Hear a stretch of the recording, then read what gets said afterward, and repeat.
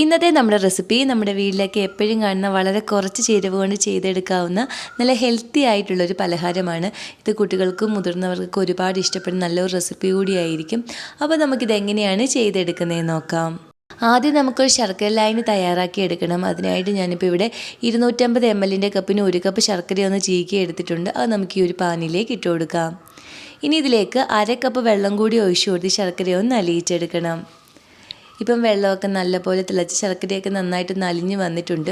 ഇനി ഈ ശർക്കരയിലെ മണ്ണും പൊടിയൊക്കെ ഒന്ന് മാറി കിട്ടാൻ വേണ്ടി നമുക്ക് ഈ ഒരു സ്ട്രെയിനിൽ കൂടി ഒഴിച്ചൊന്ന് അരിച്ചെടുക്കാം. ഇനി ഈ അരിച്ചെടുത്ത ശർക്കര ലായനി നമുക്കൊന്ന് മാറ്റി വയ്ക്കണം. ഇനി നമുക്ക് ഇതേ പാൻ തന്നെ ഒന്ന് കഴുകി ഒന്ന് വെച്ചിട്ടുണ്ട്. ഇതിലേക്ക് 1 ടേബിൾ സ്പൂൺ നെയ്യ് ഒഴിച്ചു കൊടുക്കാം. നെയ്യൊന്ന് ചൂടായി വരുമ്പം ഞാനിപ്പോൾ ഇവിടെ 2 ഏത്തപ്പഴം തൊലിയായി കളഞ്ഞ് ഇതുപോലെ ചെറുതായിട്ടൊന്ന് അരിഞ്ഞെടുത്തിട്ടുണ്ട്. അത് നമുക്ക് ഈ നെയ്യിലേക്ക് ഇട്ട് കൊടുക്കാം. ഇനി ഒരു അല്പസമയം നമുക്ക് ഇളക്കി കൊടുത്ത് ഈ ഏത്തപ്പഴം ഒന്ന് റോസ്റ്റ് ചെയ്തെടുക്കണം. ഈ ഏത്തപ്പഴം നെയ്ക്കകത്തൊക്കെ കിടന്ന് നന്നായിട്ടൊന്ന് മുരിഞ്ഞ് ചെറുതായിട്ടൊന്ന് വെന്തുടഞ്ഞ് വരുന്ന വരെ നമുക്കിങ്ങനെ ഒന്ന് ഇളക്കി കൊടുക്കാം. ഇപ്പം ഏത്തപ്പഴമൊക്കെ ഇവിടെ ഒന്ന് ചെറുതായിട്ട് വെന്തുടഞ്ഞൊക്കെ വന്നിട്ടുണ്ട്. ഈ ഒരു സമയം ആകുമ്പോൾ ഞാനിപ്പോൾ ഇവിടെ 1 കപ്പ് തേങ്ങ ചിരകിയത് എടുത്തിട്ടുണ്ട്. അതുകൂടി നമുക്കിതിലേക്ക് ചേർത്ത് കൊടുത്ത് ഇത് നന്നായിട്ടൊന്ന് മിക്സ് ചെയ്തെടുക്കണം. ഇപ്പം ഏത്തപ്പഴവും തേങ്ങയെല്ലാം കൂടി നന്നായിട്ടൊന്ന് മിക്സായി വന്നിട്ടുണ്ട്. ഇനി നമുക്കിതിലേക്ക് വേണ്ടുന്നത് റാഗിപ്പൊടിയാണ്. ഞാനിപ്പോൾ ഇവിടെ 1/2 കപ്പ് റാഗിപ്പൊടി എടുത്തിട്ടുണ്ട്. അത് നമുക്കിതിലേക്ക് ചേർത്ത് കൊടുക്കാം. ഇനി തീ ഒന്ന് കുറച്ച് വെച്ച് ഇതൊന്ന് ഇളക്കി കൊടുത്തൊന്ന് റോസ്റ്റ് ചെയ്തെടുക്കണം. ഈ റാഗിയും ഏത്തപ്പഴവും തേങ്ങയും എല്ലാം കൂടി നന്നായിട്ടൊന്ന് മിക്സായി വരുന്ന വരെ വേണം നമ്മളിതൊന്ന് ഇളക്കി കൊടുക്കാൻ. അതുപോലെ തന്നെ നിങ്ങൾക്ക് വീഡിയോ ഇഷ്ടപ്പെടുകയാണെങ്കിൽ ഇതുപോലുള്ള റെസിപ്പികൾക്കായി ചാനൽ സബ്സ്ക്രൈബ് ചെയ്യാനും നിങ്ങളുടെ അഭിപ്രായം വീഡിയോയുടെ താഴെ കമൻറ്റായിട്ട് അറിയിക്കാനും മറക്കല്ലേ.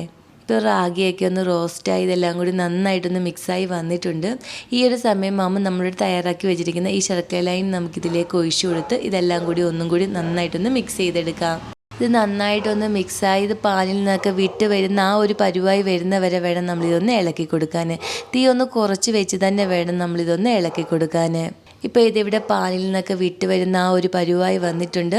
ഈ ഒരു സമയമാകുമ്പോൾ ഞാനിപ്പോൾ ഇവിടെ 2 ടേബിൾ സ്പൂൺ അണ്ടിപ്പരിപ്പ് ഒന്ന് ചെറുതായിട്ടൊന്ന് അരിഞ്ഞെടുത്തിട്ടുണ്ടായിരുന്നു. അത് നമുക്കിതിലേക്ക് ചേർത്ത് കൊടുക്കാം. ഇതിൻ്റെ കൂടെ 1/2 ടീസ്പൂൺ ഏലക്കാപ്പൊടിയും കൂടി ചേർത്ത് കൊടുത്ത് നന്നായിട്ടൊന്ന് മിക്സ് ചെയ്തെടുക്കാം.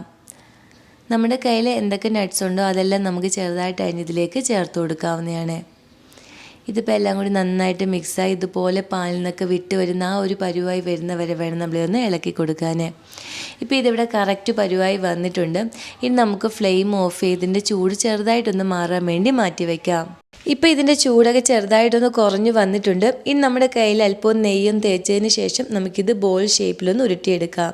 നമുക്കിത് ഏത് ഷേപ്പിൽ വേണമെങ്കിലും ചെയ്തെടുക്കാവുന്നതാണ്. ഞാനിപ്പം ഇതുപോലെയാണ് ഒന്ന് ഉരുട്ടിയെടുക്കുന്നത്. ബാക്കിയെല്ലാം നമുക്ക് ഇതുപോലെ ഒന്ന് ചെയ്തെടുക്കാം. എല്ലാം നമ്മളിപ്പം ഇതുപോലെ ബോൾ ഷേപ്പിലൊന്ന് ഉരുട്ടിയെടുത്തിട്ടുണ്ട്. അങ്ങനെ ഏത്തപ്പഴവും റാഗിയൊക്കെ വെച്ച് ചെയ്തെടുക്കാവുന്ന നല്ല ഹെൽത്തി ആയിട്ടുള്ള പലഹാരം ഇവിടെ റെഡി ആയിട്ടുണ്ട്.